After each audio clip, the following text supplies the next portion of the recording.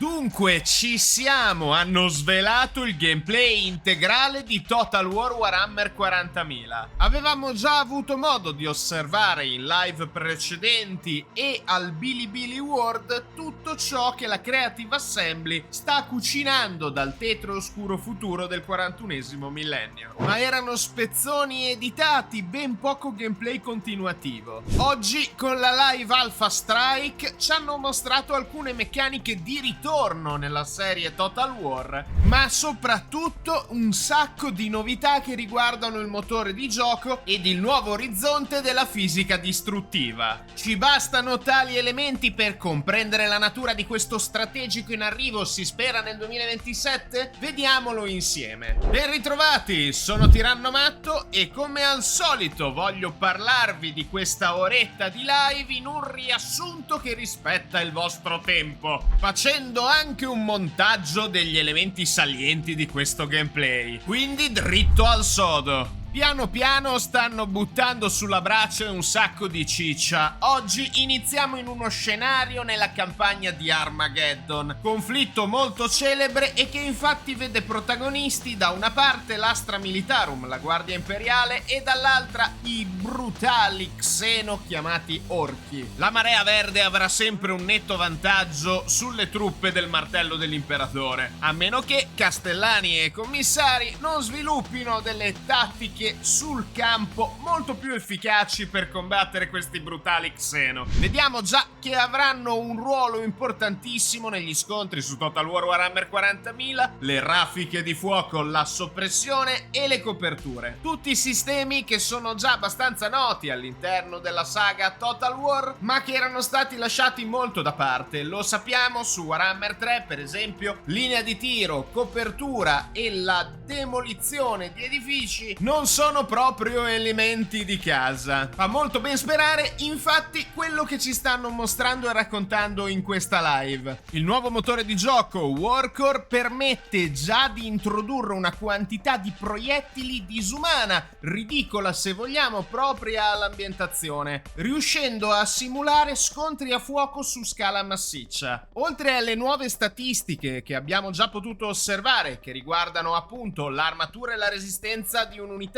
ma anche l'evasione dei colpi a seconda delle coperture, che siano costruite o generate durante una battaglia, tra crateri, esplosioni e dir si voglia, abbiamo già una quantità importantissima di numeri e regole di gioco del tutto nuove anche se familiari. Dimentichiamoci delle unità che non sparano più perché non hanno linea di tiro. Sì, sarà ancora importante, ma a seconda del tipo di copertura e dello schieramento, i nostri uomini o bestie, nel caso degli orchi, potranno aprire il fuoco addirittura anche in corpo a corpo. La regola d'oro di Total War Warhammer 40.000 sarà always shooting, sparare sempre, fino all'ultima munizione.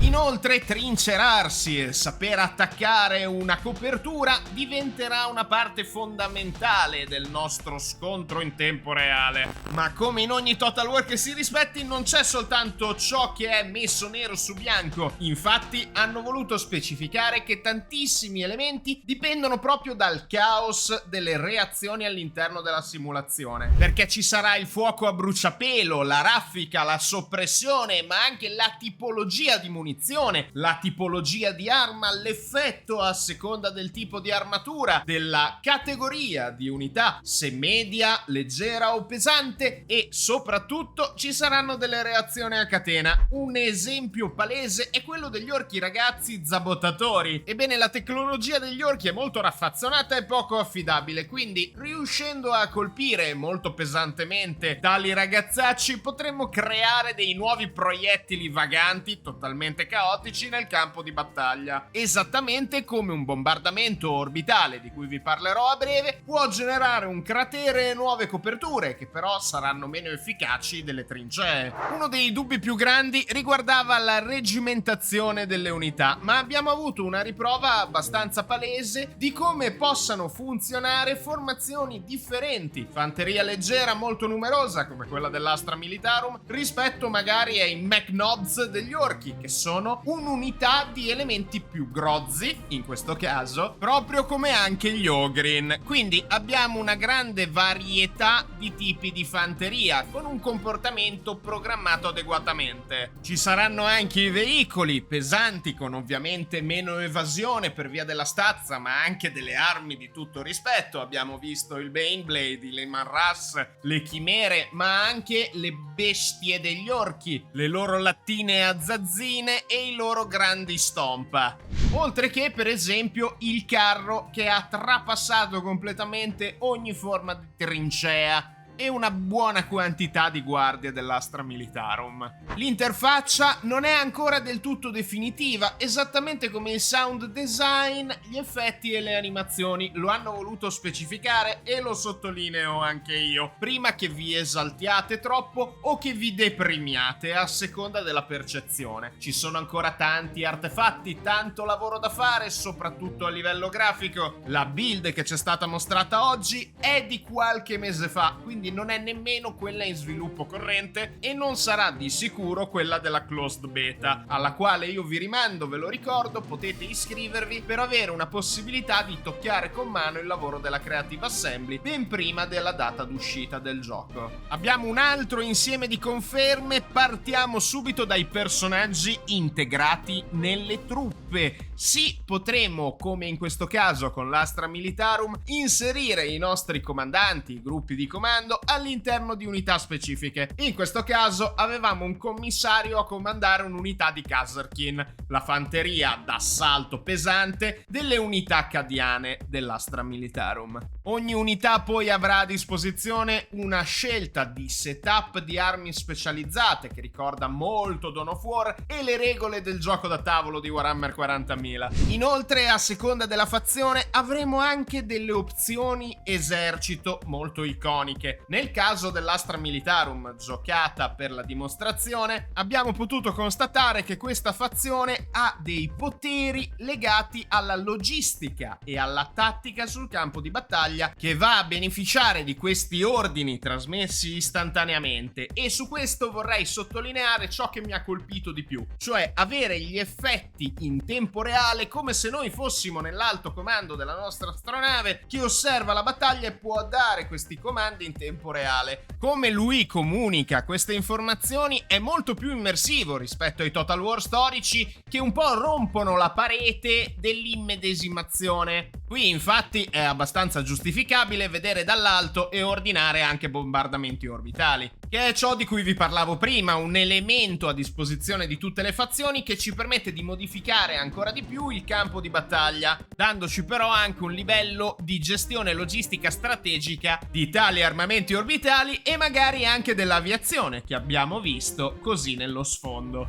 Tutte le fazioni avranno delle unità di riserva potenzialmente schierabili con le proprie meccaniche dedicate, con il flavor dovuto all'ambientazione e via dicendo. Nel caso dell'Astra Militarum potremo mandare le Valkyrie a schierare le nostre truppe e magari provare a difendere con più linee di unità il nostro obiettivo, oppure assaltare unità dopo unità le trincee nemiche fino a che non avremo finito gli uomini. In conclusione, hanno parlato per un bel po' di tempo di tutte le novità che riguardano appunto il sistema di armi e da tiro, parlando anche del cambiare determinati tipi di strumenti a seconda del tipo di bersaglio, come per esempio l'utilizzo di granate contro unità pesanti come i carri armati. E ancora più importante, sempre nell'ottica delle coperture e delle linee di tiro, hanno voluto ribadire il loro interesse e volontà a creare un sistema che prenda in considerazione tutto lo spazio del campo di battaglia in larghezza,